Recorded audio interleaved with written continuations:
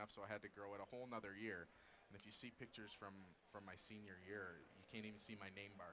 It's just so long, it covers up the name bar. So then I left for Houston when I signed with Minnesota, and I cut it. It was about 16 inches, and I was pretty pumped. Wow, that's a great story, though. That's a good backstory. You ever get mistaken for Jack White of White Stripes fame? Somebody mentioned that in the room not there that long ago. Really? I'm way better looking than that guy. You are. You don't look as sinister as him either. You know, you got that.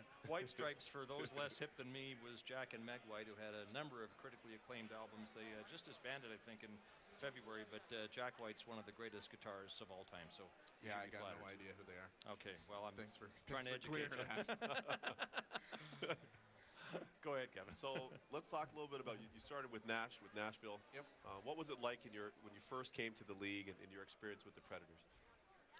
I was a little shell-shocked at first, like any kid coming in. I left college and I didn't realize how big of a jump it was going to be, and I knew that my game was just going to involve a lot of working hard, being gritty, staying around the front of the net, kind of much the same as it is now. But I didn't play with a whole lot of confidence when I first came in, and I just got the opportunity to come here and blossom to where I am right now. Well, let's address your current situation with the Oilers versus where you were a year ago, and that was waived by Nashville. And a lot of people see how well you're playing with the Oilers compared to being waived is a big deal. But I got the sense from talking to you 2 weeks ago tonight after the Oilers beat the Avalanche in Colorado that you don't see it as that big a deal. Am I right? No, to me it was one of those things. It was an opportunity, and when you go on waivers, I had no idea what to expect. It was one of those situations where I looked at the roster and you realize that they're going to start bringing people in, and so there's going to be moves made. But you just embrace every opportunity that you're given, and that's all that I've done here. That's a great outlook. That's a good outlook. What about Miami of Ohio? Your guys obviously won the CCHA today, the Mason Cup at Joe Louis Arena for a lot of our viewers. But talk a little bit about the brotherhood. I know that's what they call it. A lot of my friends have played there. I know Rico Blasi very well. Talk to us about your experience at Miami of Ohio. Well, the funny thing about Miami is they have this culture where it doesn't matter where you are on the team, you're a part of something bigger, and it's not just in the dressing room, it's the community, it's in the school, and they build character at the school, and that was the one thing that I noticed when I went down there on my recruiting trip. And the guys are great in the community, and in turn the community is great to the team. They support the team very well, and we started to have some success when I was there, and they built it. Their first Mason Cup this year, which is huge. So now we just need a national championship. Yeah, that's well, you had 4 years there. You could have left after your junior year to pursue pro hockey because the Minnesota Wild had long since drafted you, but you elected to go back to get your degree, and you got it in sports studies with a minor in kinesiology, right?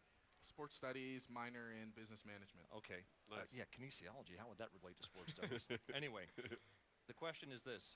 Does that degree make you the smartest man in the Oiler room? Book smart, maybe. What about street smarts? Life smarts, who's the smartest guy on the team, would you say? Jason Strudwick, who's going to be on later, that he's lived a long time, so he knows his way around. Yeah. Minnesota traded you to Nashville, and while you were with Nashville, you lived with Jason Arnott, and your house caught fire. So we're all about stories on this show, and that's got to be a good one. Yeah, I take no blame for that whatsoever. That was not my fault. I lived downstairs. There was a barbecue on the main floor, and something happened, and it was on fire, and I just remember the alarm going off. And when I woke up, I was thinking, I hope I didn't leave a door open, and that's the alarm going off because the whole family is awake, and it's my fault. So I run upstairs, and Arnie's just laps around the house yelling fire, and he had put his son Chase outside, and it didn't take me very long to run outside. I was gone. That's not the right end of the story. The right end is you ran into the burning house and suffered through the smoke and rescued everybody. No, Arnie had already done that. Oh, okay. So, and in fact, there was a mouse in the house the day before, and he had put a trap down. Yep. And on his way out of the house, he actually jumped out of the house and yelled at me on the street that he's like, "Jonesy, we got the mouse," while his house was on fire. So, oh, man. You're big on Twitter. Jones RY28 your handle, right? Yep. So we'll let Jeff Pegg is his handle ask the question.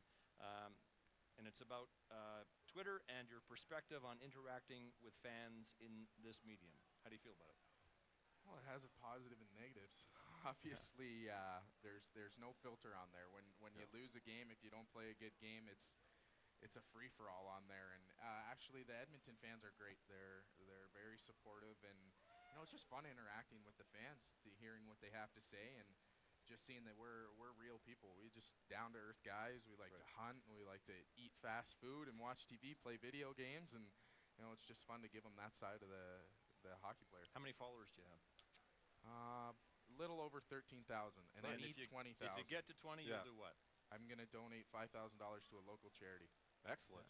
Excellent. How many do you have? 27, 26 wow. and change. Hook me up.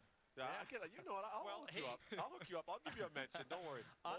Start following this guy. Yeah, we have hundreds of viewers on this program, so the mere mention of Twitter on this show should put you right over the 20,000. But a couple of your teammates say that you should be really embarrassed over the fact that Taylor Hall and Ryan Whitney opened up Twitter accounts and zoomed to well over 20,000 followers almost instantly, and you're on this program now begging to get to 20. Nope, not true. It's not true? Taylor Hall has a little over 14,000. See, I look this stuff up. Taylor Hall has a little over 14,000, and Witter is around 13. And I announced that they were on there, so obviously I don't care if they have more. Okay. Yeah, exactly. I'm embracing this whole Twitter community. Nice. Fair enough. You're tailor-made for it. Ryan Jones of the Oilers, our guest on After Hours. Jason Strudwick will step in to straighten him out, and maybe us as well, when we return to Rexall Place.